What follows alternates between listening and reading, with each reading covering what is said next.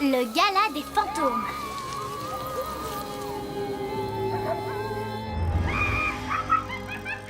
Ta sorcière est plus que réussie. Elle est tout à fait effrayante. C'est Gwen qui m'a aidé à la fabriquer. Je ne comprends pas que nous n'ayons jamais fêté Halloween. C'est une merveilleuse idée, Sophia. J'adorais aller à la fête des maisons hantées au village.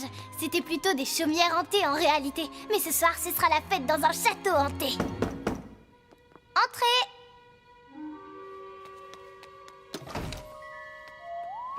Il n'y a personne. Sophia, viens voir, je te présente 3 fantômes amis à l'heure du thé.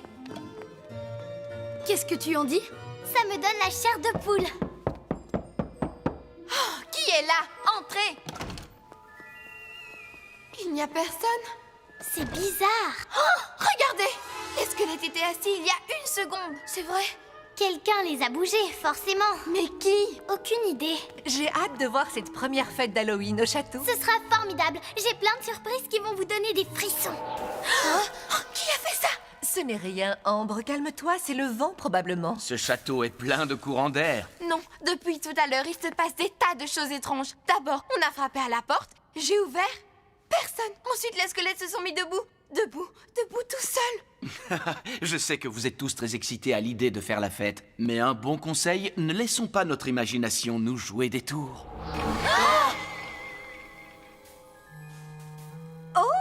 J'ai compris, Sophia, cela faisait partie d'une de tes fameuses surprises. Non. Peut-être qu'il y a un fantôme dans le château. Un fantôme? Papa, il faut déménager tout de suite. Allons, ma chérie, nous sommes assez raisonnables pour savoir que les fantômes n'existent pas. Ton père a raison, Trésor, il y a certainement une explication rationnelle à toutes ces choses étranges. Ça vaudrait mieux. Bien.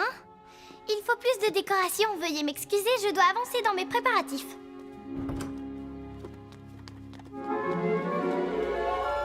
Mais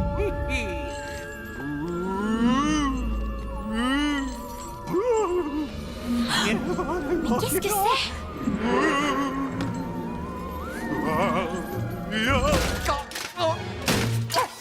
Quel maladroit! Je vous défends de rire de moi! Vous ne devriez pas rire d'un fantôme, vous êtes censé être terrifié! Vous êtes un fantôme? Parfaitement! Vous avez peur? Non, pas vraiment.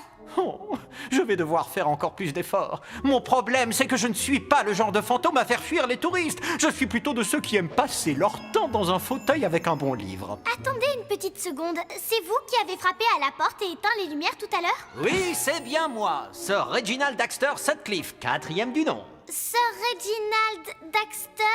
Et ensuite... Appelez-moi Dax. Pourquoi voulez-vous nous faire peur, monsieur Dax? Parce que je dois absolument chasser les habitants du château avant la nuit tombée. Quoi? Ce soir? Vous n'avez pas le droit, je vais organiser une fête pour Halloween. N'y comptez pas, mon ange. Cette année, le gala des fantômes a lieu au château. Le quoi? Une fête à laquelle tous les fantômes du royaume sont conviés. Mais je ne peux pas annuler la mienne, toute ma famille est prévenue depuis longtemps. Et tous mes amis fantômes sont invités au château de longue date. Aucun d'eux ne voudra se montrer s'il y a des vivants. Les gens ont toujours de drôles de réactions lorsqu'ils voient des fantômes. Je dois faire fuir tout le monde avant le coucher du soleil. Autrement, je serai obligé d'annuler mon gala. Oh, cela ne me laisse pas beaucoup de temps. Je dois me remettre au travail. Au revoir. Attendez, monsieur Dax, je ne peux pas décevoir ma famille. Seul l'un de nous pourra donner une réception ce soir, ma chère. Et sachez que ce sera moi. Si vous voulez bien m'excuser, je vais offrir aux membres de votre famille la trouille de leur vie. Non, pas la trouille. Le mot n'est pas très élégant, je m'en excuse. Non, la peur de leur vie, c'est beaucoup mieux.